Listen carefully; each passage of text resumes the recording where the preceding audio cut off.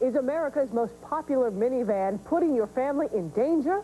Why hasn't a key witness for the prosecution in the Simpson case taken the stand? I'm Don Criqui. And I'm Madeline McFadden, and this is Inside Edition Weekend.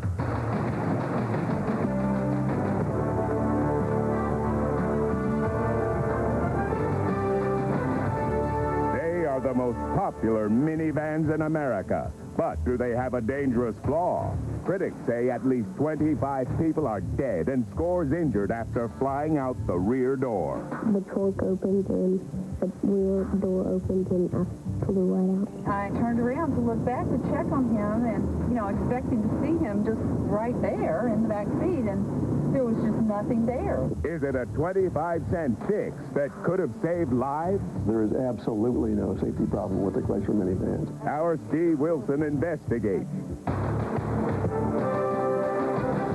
His testimony is going to rock the jury stand. He could help seal the case against Simpson. Nicole's former lover says O.J. spied on him. So why has the prosecution sent him packing? They're wild, they're wacky, and they've taken the world by storm. Today, Inside Edition scans the world and uncovers TV's funniest commercial.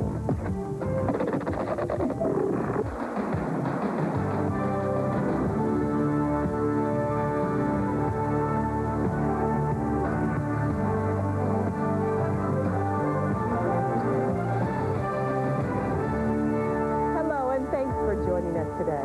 Is the prosecution holding back a witness who can testify firsthand about O.J. Simpson's anger toward Nicole? In a few moments, we'll have a report. And a little later on, we'll take a look at some of television's more popular commercials. But first, for years, Inside Edition has been exploring the issue of auto safety. Today, we look at the Chrysler Corporation, which has rebuilt itself on a reputation of safety. But now critics say there may be a deadly defect in America's most popular minivans. The new Dodge Caravan is a real performer. Unless you were here at the Detroit Auto Show last month, here's something you haven't seen. It's the new generation of minivans from the Chrysler Corporation. So how do you improve upon the best? Simple, by listening to customers and reacting. But turns out some of what Chrysler's been hearing are tragic stories you won't read in any minivan sales brochure.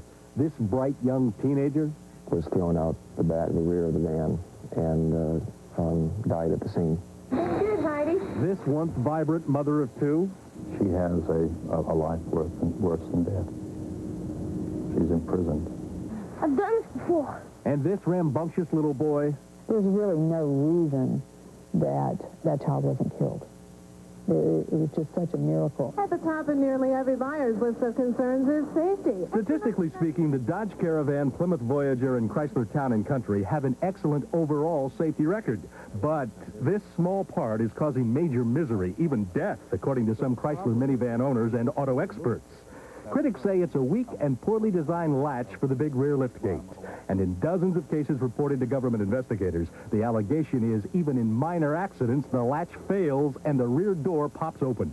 At least 75 people have gone flying out the back of the vehicle. 25 of them died.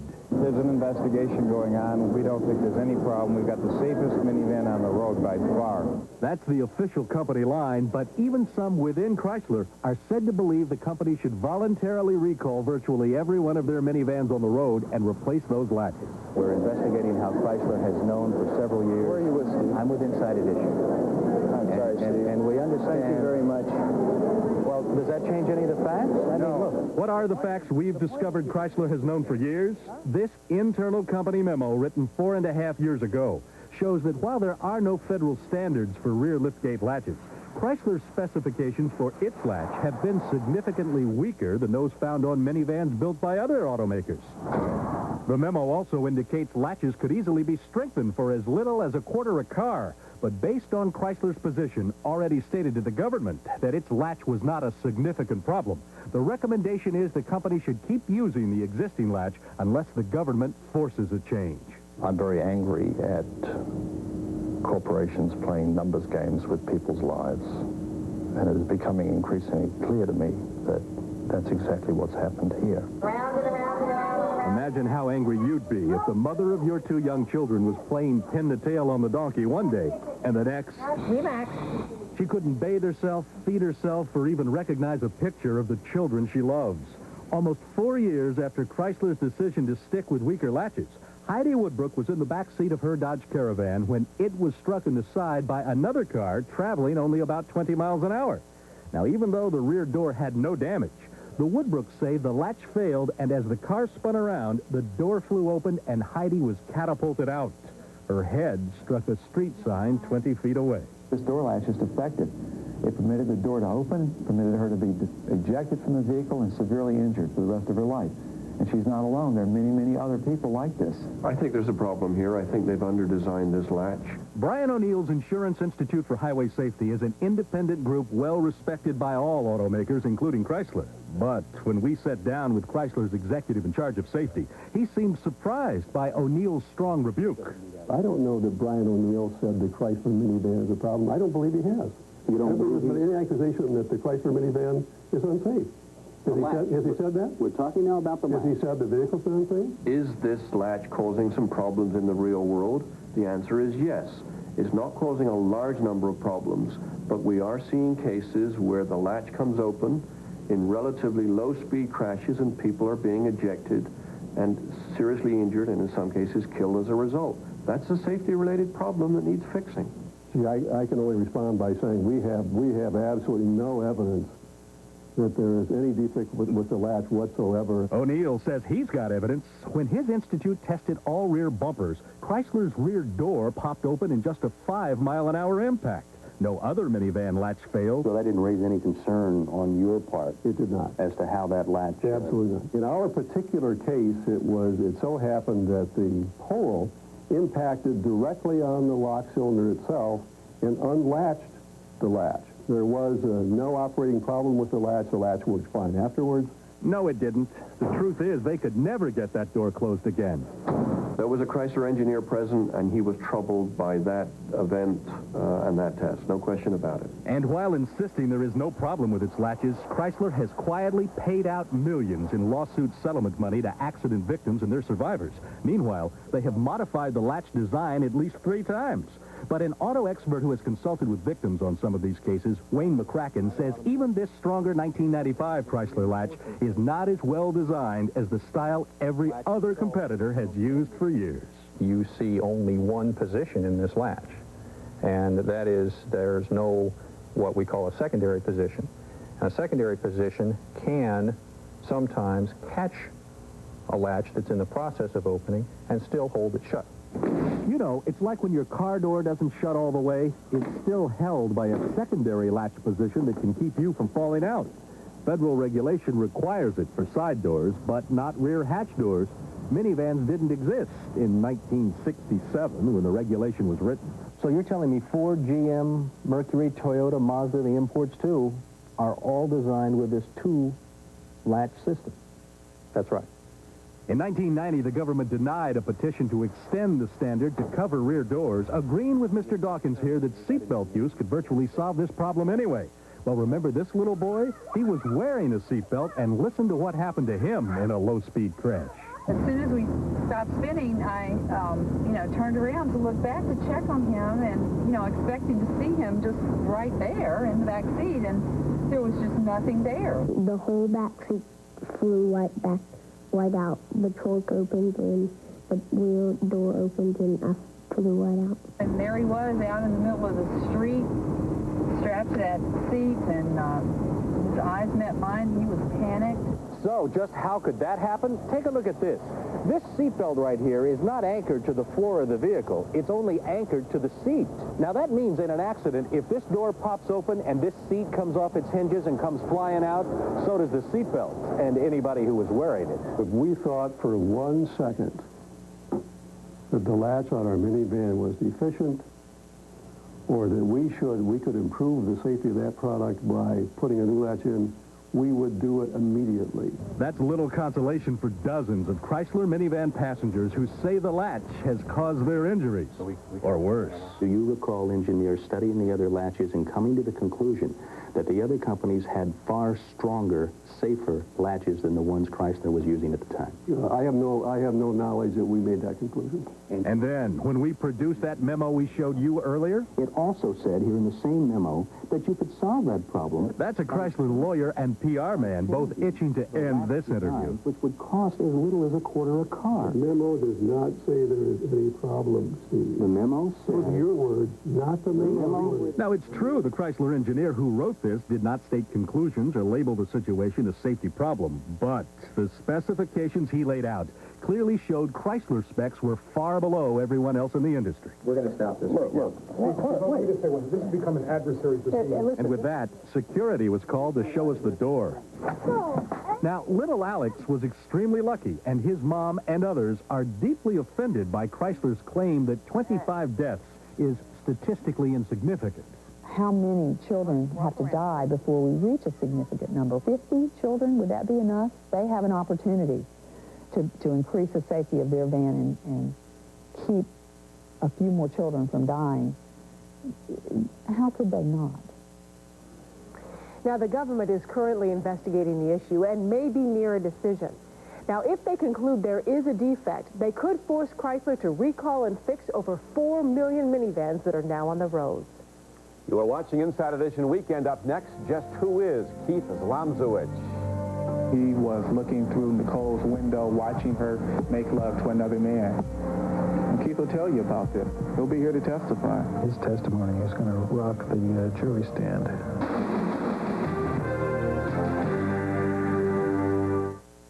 On ski patrol, I face brutal cold all day. On ski patrol, I face brutal cold all day. I protect my lips with Chapstick Medicated. Chapstick Medicated is triple medicated to protect, moisturize, and relieve dry, chapped lips. And the tingle tells you it's working. Chapstick, serious lip care.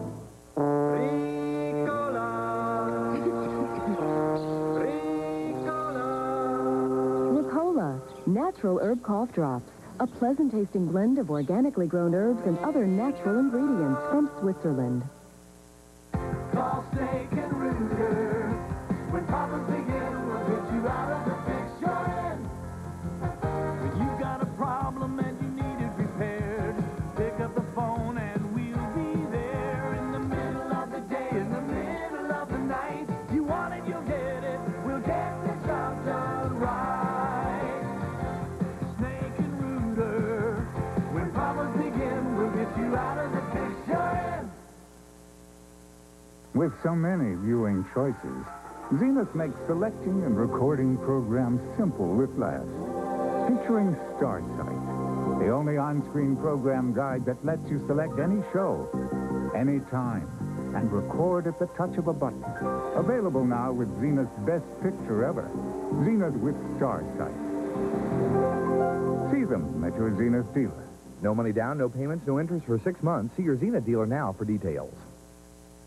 No matter where you live in this region. Go to Lakewood now and save. Hot clearance center prices. Just got hotter. It's Major Markdown 95. Only at the Lakewood Fordland Clearance Center. Come to Lakewood Fordland and get 1.9% financing on all new Fords. Go beyond the ordinary dealer. Get 1.9% financing on all new Fords only at the Clearance Center. Don't pay factory sticker. Don't pay at the dealer markup. Major Markdown 95. If you can't go to the factory, come to the Lakewood Fordland Clearance Center on Colfax west of Kipling. Don't miss the markdown.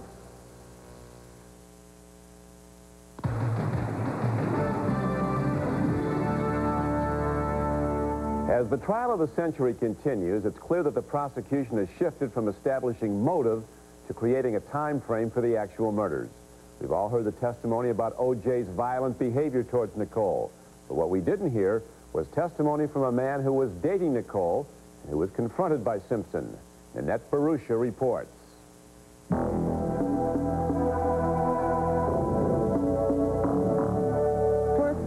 The prosecution unveiled their arsenal, witness after witness trying to portray O.J. Simpson as an obsessed husband and a classic batterer. Picked her up, threw her against a wall. It was a strategy designed to introduce the world to the other side of O.J. Simpson, a strategy that many thought was unusual for the start of a murder trial. I think everyone believes that the prosecution views their greatest hurdle with the jury as explaining to them why Mr. Simpson would have done this crime. But now it seems the prosecution may have changed their own game plan. They certainly have refocused now. I don't think we're going to hear domestic violence evidence for a bit. Did you see Nicole and her party leave? Yes, I did. After Monday, there was no more mention of abuse, no more mention of obsessive behavior, and certainly no calling of one of their star witnesses on the matter, Keith Zlomsewicz, Nicole's friend and one-time lover. She began dating a man named Keith. Whenever Keith and Nicole would go out, he would show up. Even in their opening statements, prosecutors played up Zlomsewicz. His testimony is expected to present strong evidence of O.J. Simpson as obsessive to the point of stalking. I saw it at 3 o'clock in the morning. He was looking through Nicole's window, watching her make love to another man. And Keith will tell you about this. He'll be here to testify. Sources told Inside Edition that Keith was scheduled to appear early in the proceedings, and all week he had been waiting patiently to testify. But we have learned that Zlomsewicz is now not even in town.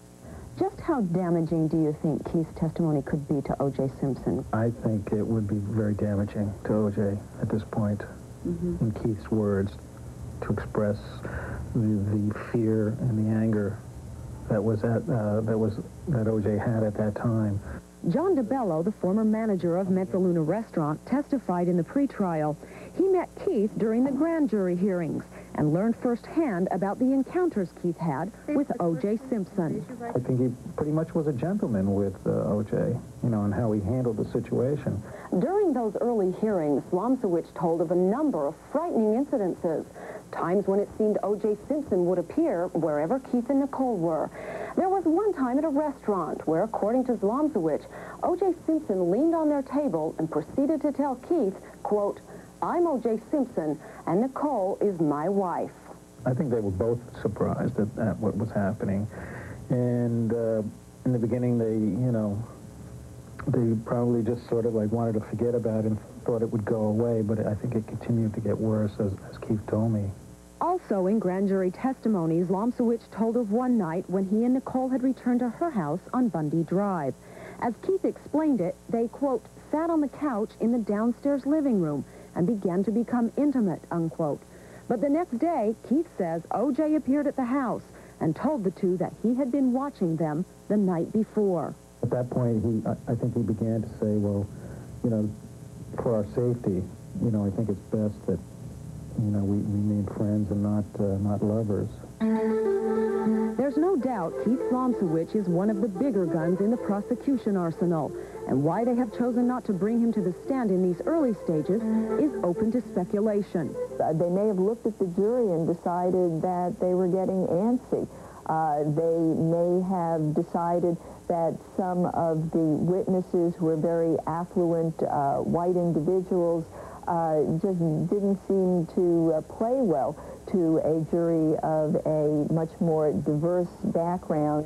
Picked her up, threw her out of the house. How each witness appears to the jury is the single most important thing in this trial, and both sides are closely monitoring the reactions to testimony.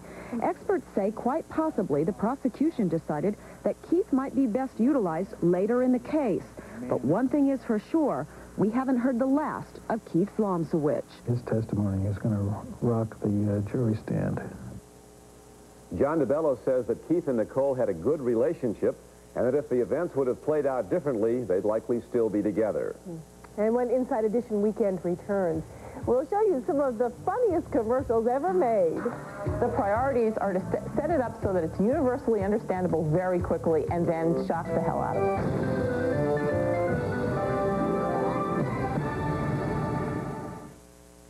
America's best contacts and eyeglasses will beat any eyewear price.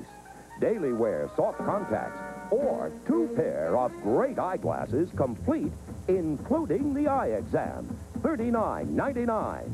At America's Best, get 2 pair of high-fashion eyeglasses or a pair of contacts, $39.99, including the eye exam.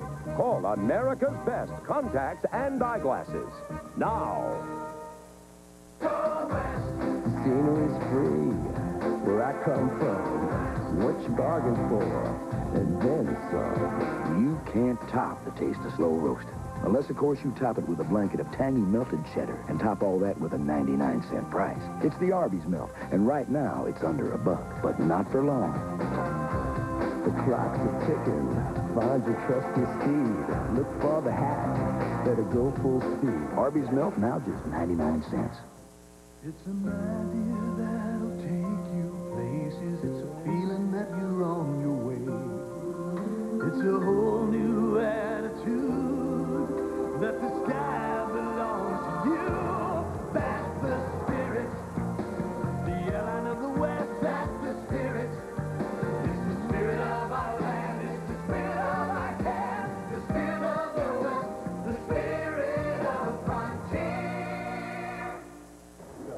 If you've always wanted to go for the gold, strap on those skis and head down the mountain in a Colorado 7 Coca-Cola Ski Cup. It's open to all ages and abilities, and there's no entry fee. Our next race is Saturday, February 18th at Loveland. Sign up at the mountain on the day of the race, plus pick up an entry form at any Metro Denver, Arby's, or Safeway. Drop it off at Safeway and register for a chance to win a brand new Chevy S10 Blazer. We'll see you at the Colorado 7 Coca-Cola Cup. At the start of a new millennium, you think about life. And we thought about a steel spine in the Mazda Millennia to keep the cabin exceptionally strong and life all it can be. The Millennia from Mazda. They say money will go farther in the new millennia, and apparently it's true, because you can lease one for just $349 a month and $1,000 down. The new millennia from Mazda.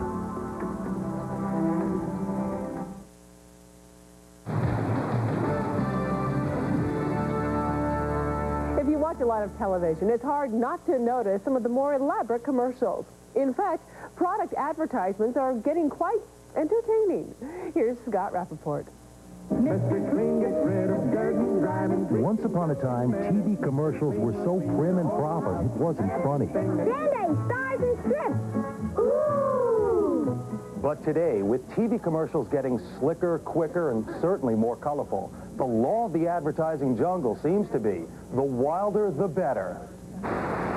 And the results have been, well... With this in mind, we've scanned Clio Award-winning commercials from all over the globe, the Oscars of the advertising world. And with the help of industry experts, have come up with some of the funniest commercials from the last decade. The common thing is that they rely completely on visual jokes, and they have immediate impact because they are so visceral and visual. They don't rely on a lot of talking and a lot of pounding the brand name into your brain. Take this ad from Switzerland for milk. Look out, Fred Astaire.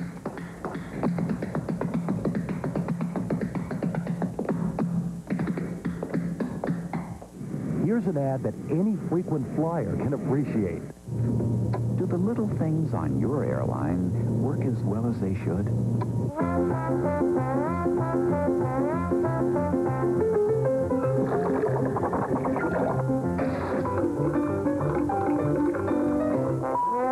We make sure everything is shipshape, inside and out. The priorities are to set it up so that it's universally understandable very quickly and then shock the hell out of them. In this ad, a sports company touts the quality and consistency of its tennis balls by tossing them off a skyscraper. You can see that even from 40 stories, each Penn tennis ball bounces to the same height every time. Now we try the same test with our competitor. 10 tennis balls. You've seen one, you've seen them all. It really comes down to stupid pet tricks or stupid human tricks. You know, something unexpected. And if you can show it in a very sped-up comic way, it's hilarious. Of course, you can always bank on animals for a good ad. How does your bank react when you ask for a home equity loan? All-day banking? Free checking? Or Well, if we were you, pal, we'd bank with us.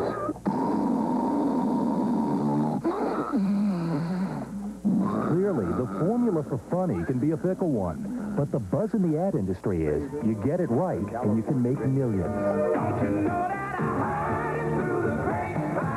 Sounds better than what I got. And speaking of millions, during a major TV event like the Super Bowl, the average commercial cost $1 million for a 30-second spot. I like the dancing cow. Does it sell?